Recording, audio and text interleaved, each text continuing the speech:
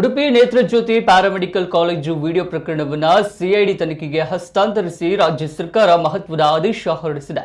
ಭಾರೀ ಚರ್ಚೆಗೆ ಗ್ರಾಸವಾಗಿರುವ paramedical college ಮೂವರು ಮುಸಲ್ಮಾನ ವಿದ್ಯಾರ್ಥಿನಿಯರಿಂದ ಹಿಂದೂ ವಿದ್ಯಾರ್ಥಿನಿಯ ಚಿತ್ರೀಕರಣ ಜುಲೈ 18ರಂದು ನಡೆದಿದ್ದು, ಜುಲೈ 26ರಂದು ಸುಮೋಟೋ ಕೇಸ್ ದಾಖಲಾಗಿತ್ತು. ಎಬಿವಿಪಿ ಬಿಜೆಪಿ ಹಿಂದೂ ಸಂಘಟನೆ ಪ್ರತಿಭಟನೆ ಕೂಡ ಮಾಡಿತ್ತು. ಎಸ್ಐಟಿಗೆ ಪ್ರಕರಣದ ತನಿಖೆ ಮಾಡಬೇಕು ಎಂದು ಒತ್ತಾಯಿಸಿ ರಾಜ್ಯಪಾಲರಿಗೆ ಬಿಜೆಪಿ ಮನವಿ ಕೂಡ ಮಾಡಿತ್ತು. ಮಲ್ಪೆ ಪೊಲೀಸ್ ಠಾಣೆಯಲ್ಲಿ ಪ್ರಕರಣ ದಾಖಲಾಗಿತ್ತು. ಇದೀಗ ಪ್ರಕರಣದ ಹಿನ್ನೆಲೆ ಬೆಂಗಳೂರಿನಿಂದ ಸಿಐಡಿ ಪೊಲೀಸರ ತಂಡ ಇಂದು ಉಡುಪಿಗೆ ಆಗಮಿಸಿದ್ದು, ಉಡುಪಿ ಎಸ್ಪಿ ಕಚೇರಿಗೆ ಸಿಐಡಿ ಭೇಟಿ ನೀಡಿದೆ. ಸಿಐಡಿ ಡಿವೈಎಸ್ಪಿ ಅಂಜುಮಾಲ ನಾಯಕ್ ಮತ್ತು ತಂಡ ಬನಂಜಿಯಲ್ಲಿರುವ ಎಸ್ಪಿ ಕಚೇರಿಯಲ್ಲಿ ಮಾಹಿತಿ ಸಂಗ್ರಹಿಸಿದ್ದಾರೆ.